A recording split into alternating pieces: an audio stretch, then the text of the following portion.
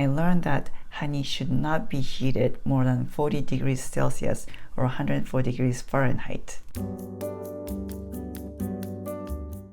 Hi everyone, I am Yasuko and it's time for Massage Monday.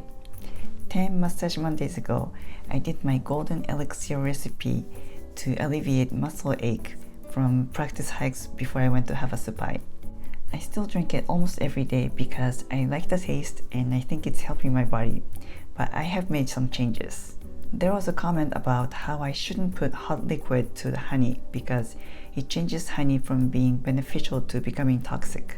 So I looked it up and I learned that honey should not be heated more than 40 degrees Celsius or 104 degrees Fahrenheit, which is slightly above human temperature, if you want to keep all the benefits of honey. When honey is heated with a higher temperature, it will break down the enzymes and kill all the benefits that honey is packed with. Then I went into the honey rabbit hole. But first I will show you my revised Golden Elixir and talk about what I now know about honey and raw honey after that. Heat up a milk of your choice. I'm using soy milk here. Add turmeric. I'm not measuring at all. I just cover the surface, sometimes more. Then add ginger. Stir well.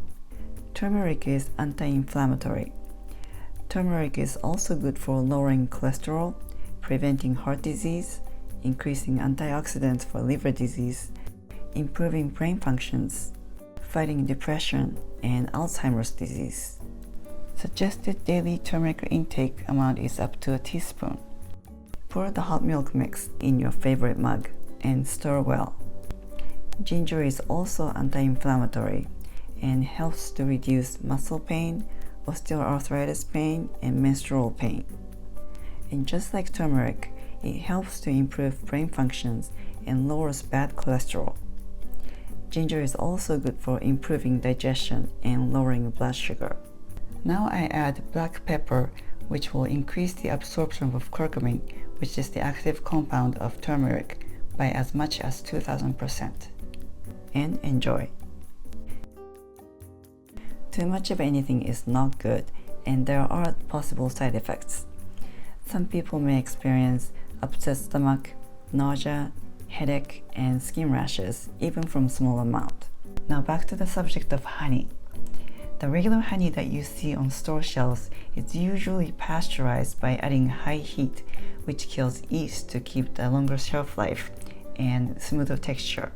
It is also filtered to remove impurities, and maybe even ultra-filtered, which removes enzymes, pollen, antioxidants, pretty much all the benefits of honey. It's basically a sugar. Unpasteurized raw honey, which sometimes comes with these honeycombs, is packed with the unique benefits of honey. However, it may also come with naturally occurring toxins such as pyrrolizidine alkaloids, granulotoxins, and tutin. I hope I said this right. When honeybees pollinate the flowers with high amount of toxins, they may bring back the toxins with them, and these toxins may be mixed in the honey production. I don't know if anyone died from it, but too much of these toxins can be fatal. I would consume small amount of raw honey at a time, and if you feel dizziness or nausea or any other health issues, I would stop consuming it. Honey is dangerous to infants under 12 months because of possible presence of bacteria that can cause botulism, a rare but serious nervous illness that can cause muscle weakness and even paralysis. Any type of honey shouldn't be given to infants under the age of 12 months because their digestive system is not developed yet to handle it. So make your choice knowing that processed or overheated honey is stripped of all the benefits of honey, while raw honey comes with benefits of honey, but with some risks too.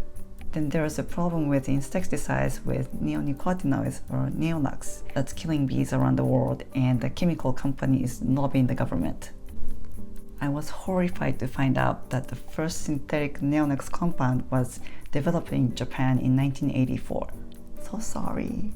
Kudos to the countries that have banned the use of it. I can't wait to see it banned in all the countries around the world for the sake of bees, our major pollination helpers that we need for our survival. Wait, so is it even okay to eat honey for bee survival? Are we taking their nutrition source for our own pleasure? Well, some say bees do produce extra honey and we're only harvesting the extra, while others say yes, we are hurting their ecosystem by taking their honey. With that said, I will be researching local beekeepers who believe in sustainable beekeeping for some organic raw honey, as well as programs to sponsor beehives. Phew, I learned a lot the past week. Thanks for watching. I'll see you back next week. Make it a great week. Feel free to comment below and please don't forget to subscribe and click on the bell so you won't miss my video when it's up and out.